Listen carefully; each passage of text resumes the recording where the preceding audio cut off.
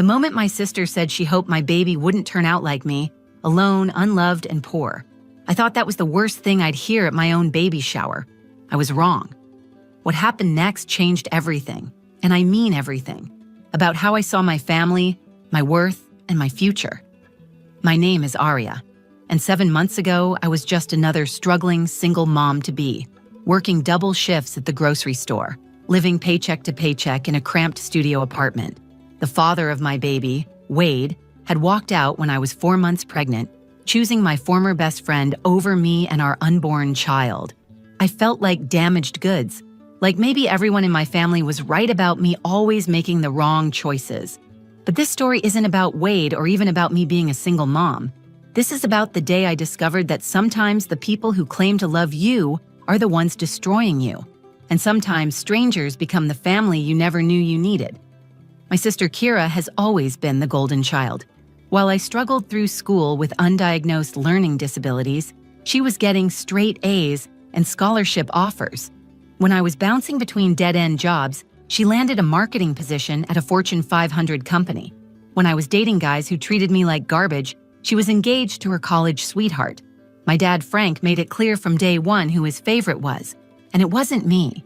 My Aunt Nora, my mom's sister, was different though. She's a registered nurse who actually seemed to care about me, not just judge me. When she offered to throw me a baby shower, I almost said no. I knew it would be awkward with my family, knew there would be tension, but I also knew this might be the only celebration my baby would get. Grandma Beth, my 70-year-old grandmother, insisted on coming despite being in a wheelchair since her stroke last year. She always had a soft spot for me, maybe because she saw something of my late mother in me. My mom died when I was 16, and I think that's when everything started falling apart for me. She was the buffer between me and the rest of the family's disappointment. The baby shower was set for a Sunday afternoon at Aunt Nora's house. I spent the morning throwing up from morning sickness and trying to squeeze into the only decent maternity dress I owned, which I'd borrowed from a coworker. I looked at myself in the mirror and tried to practice smiling, tried to convince myself that maybe, just maybe, this could actually be a good day. Maybe my family would step up. Maybe they'd see that I was trying to turn my life around. I should have known better. Some families lift you up when you're down. Others use your lowest moments to remind you exactly where they think you belong. Walking into Aunt Nora's house that Sunday afternoon, I felt like I was entering enemy territory disguised as a celebration. The living room had been transformed with soft yellow and green decorations, balloons tied to every chair, and a banner that read, "Welcome Baby" in cheerful pastel letters.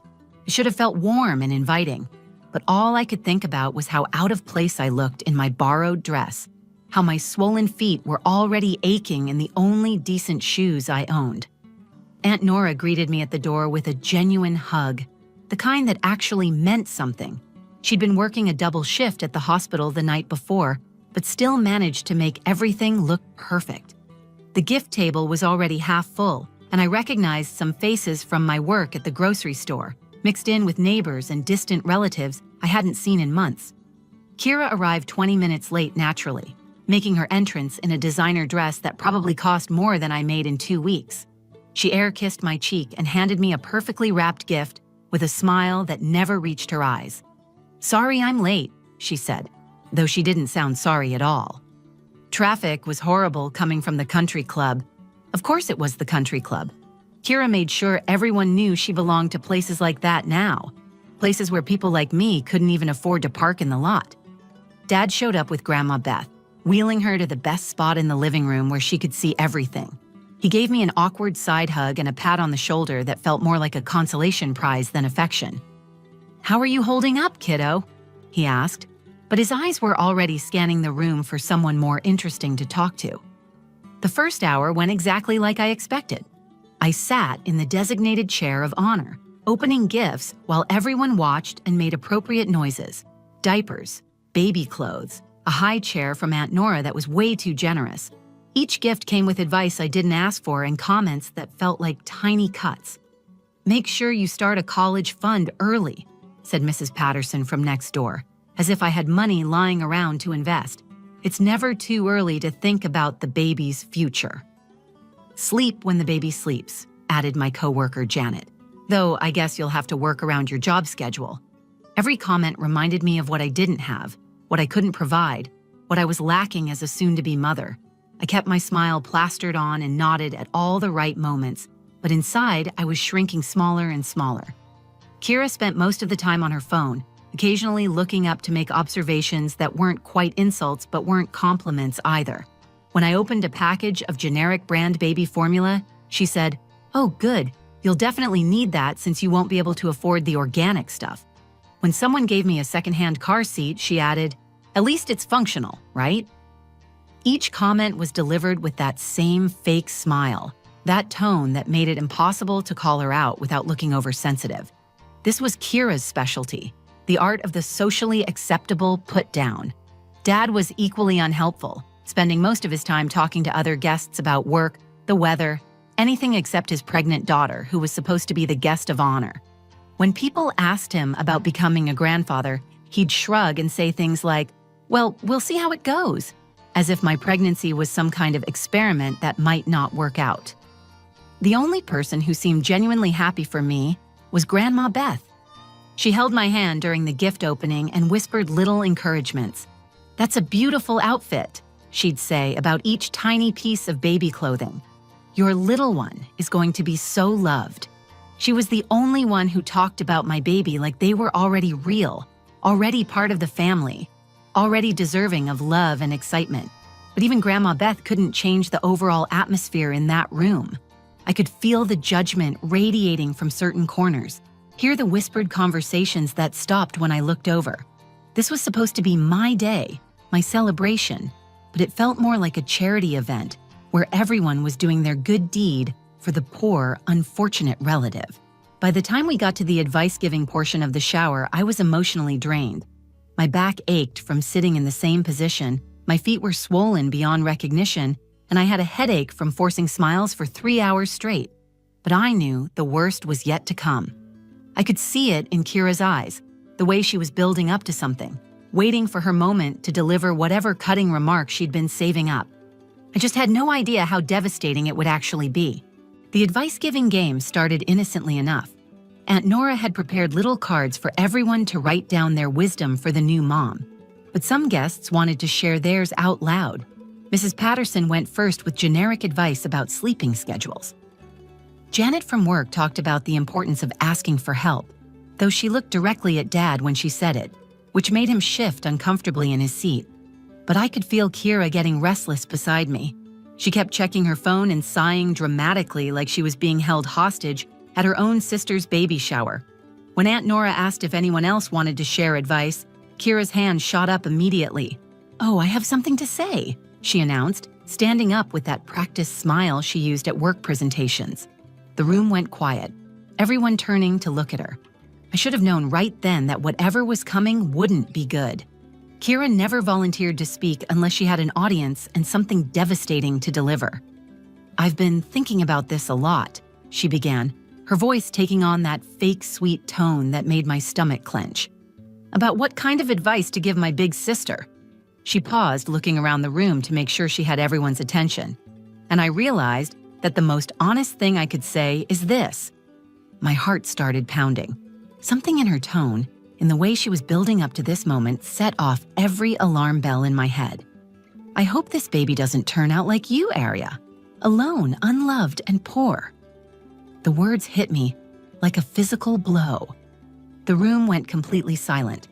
I heard someone gasp, maybe Aunt Nora, but the sound seemed to come from very far away. My face burned with humiliation as every person in that room stared at me, waiting to see how I would react to being publicly destroyed by my own sister. But Kira wasn't done. She was still standing there with that horrible smile, like she'd just delivered a thoughtful piece of wisdom instead of a calculated attack designed to humiliate me in front of everyone I knew.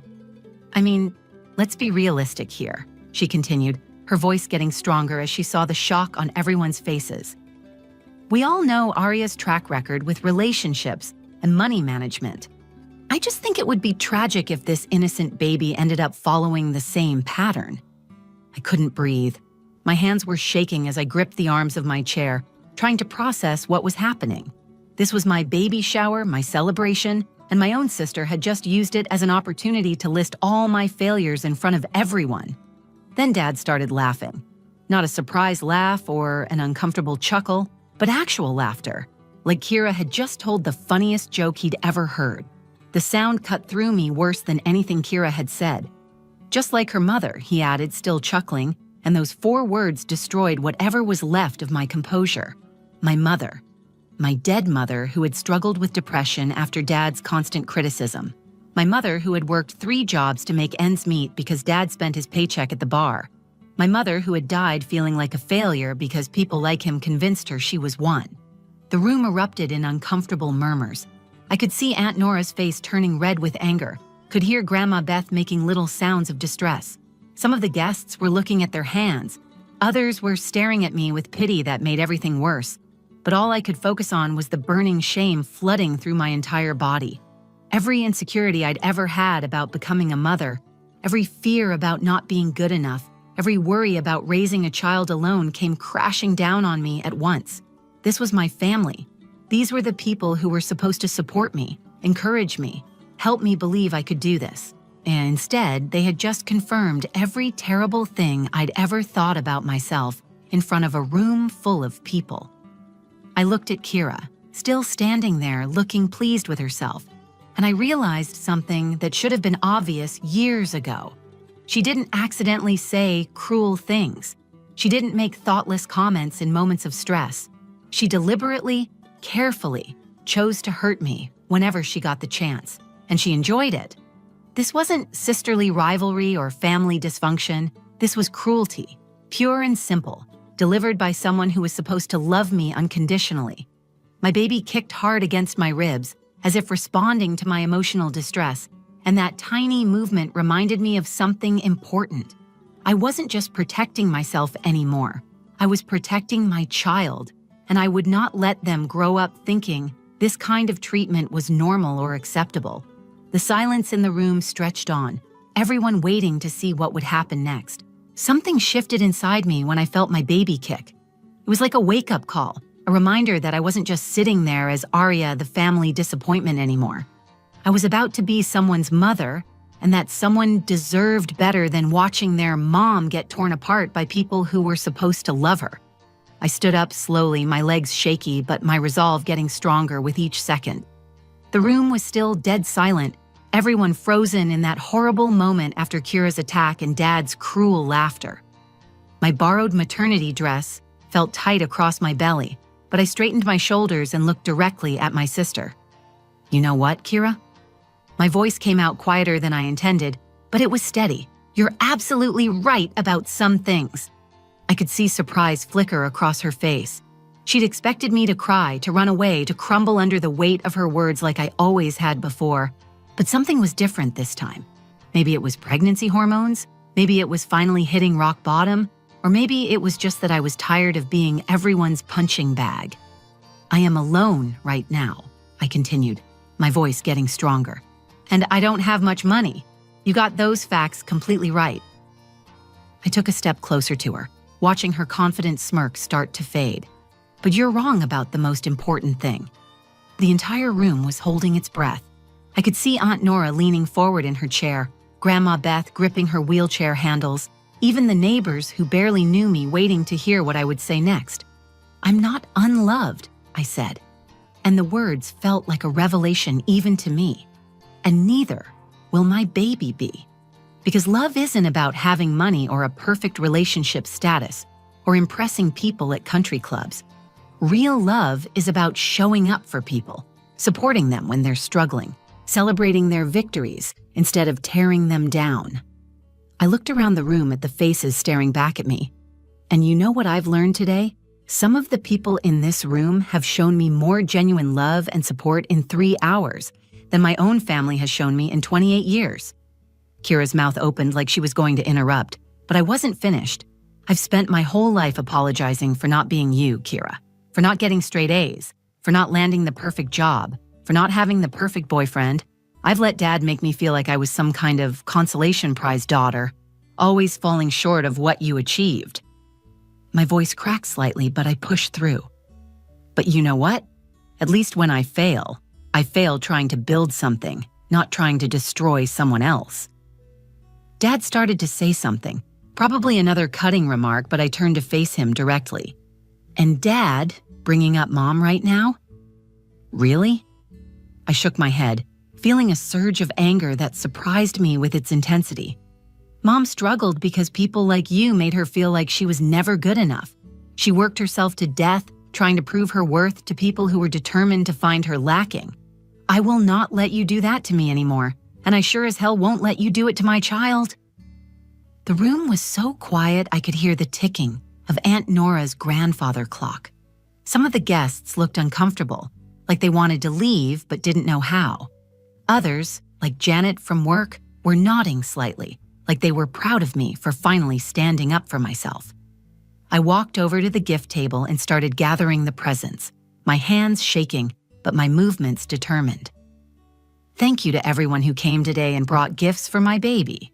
Your generosity means more than you know. I looked pointedly at Kira and Dad. And to those of you who came here to make me feel small, mission accomplished. But this is the last time. Grandma Beth wheeled herself closer to me, reaching out to touch my arm. Don't you dare let them chase you away from your own celebration, honey, she whispered, her voice fierce despite her frail appearance.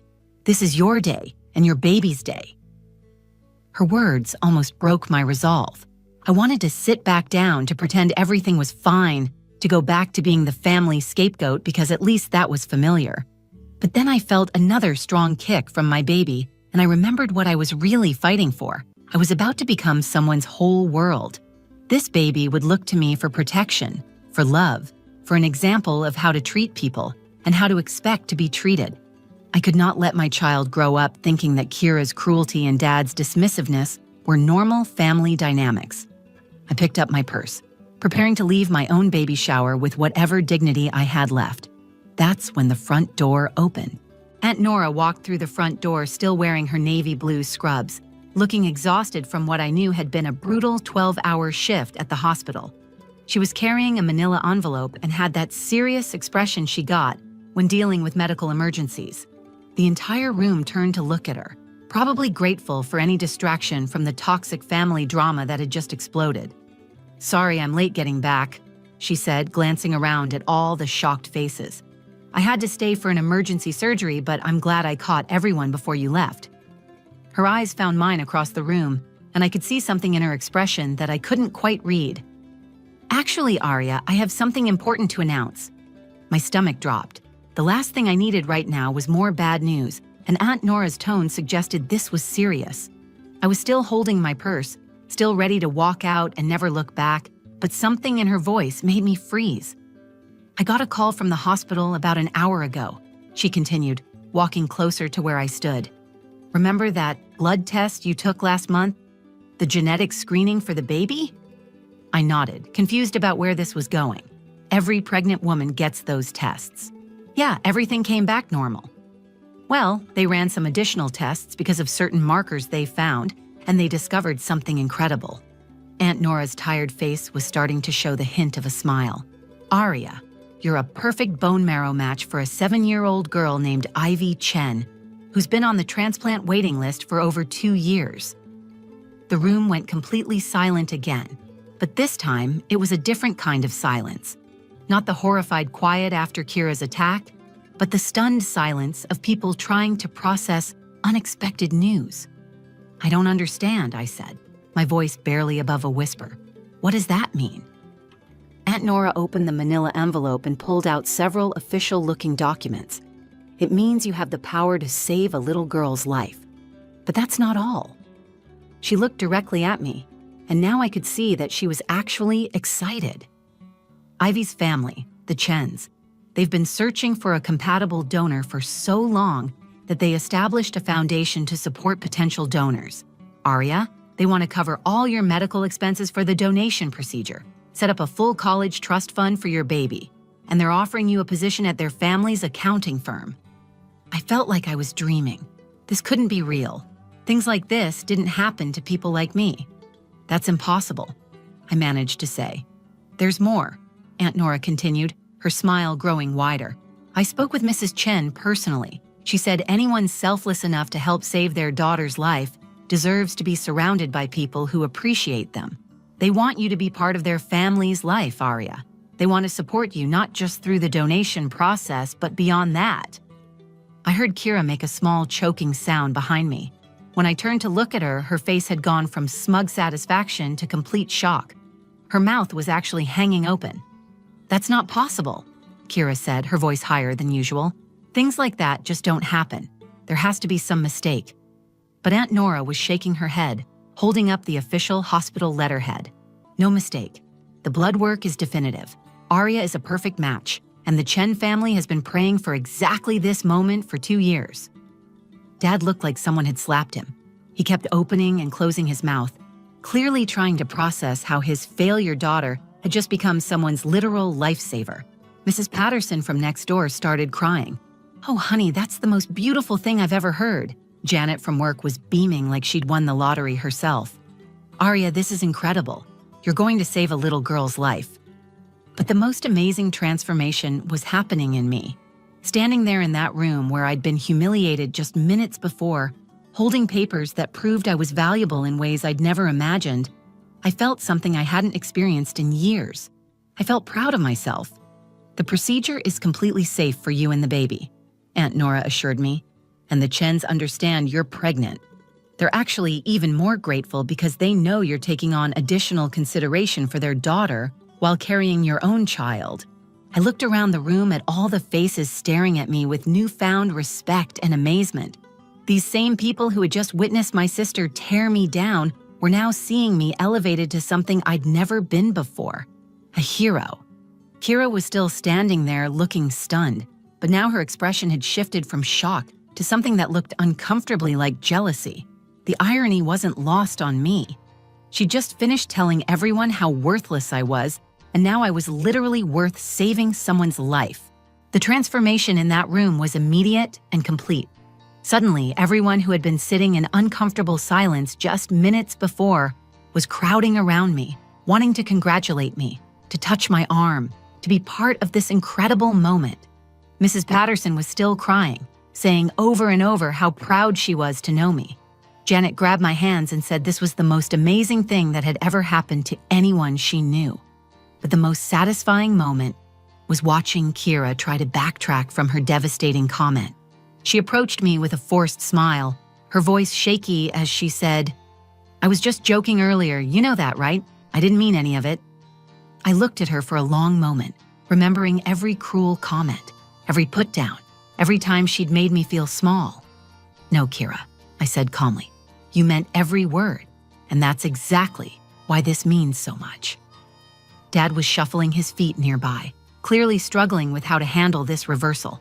The daughter he'd just laughed at for being a failure was now going to save a child's life and receive opportunities he'd never been able to provide. "Arya, I think maybe I spoke out of turn earlier," he mumbled. "You think?" Grandma Beth's voice cut through his weak apology like a knife. Despite being in a wheelchair, she managed to look fierce and formidable. "Frank, you should be ashamed of yourself. Both of you should be." She looked at Kira with disgust. "This girl has more heart in her little finger than either of you have in your whole bodies." The next few hours flew by in a blur of phone calls and paperwork. Aunt Nora helped me contact the Chen family, and I found myself talking to Mrs. Chen, who cried when she heard I was willing to help. Her gratitude was overwhelming, but what struck me most was how she kept thanking me for my beautiful heart and saying that Ivy was going to be so excited to meet the person who saved her life. Within a week, everything changed. The Chen family didn't just offer me a job, they welcomed me into their lives like I'd always belonged there.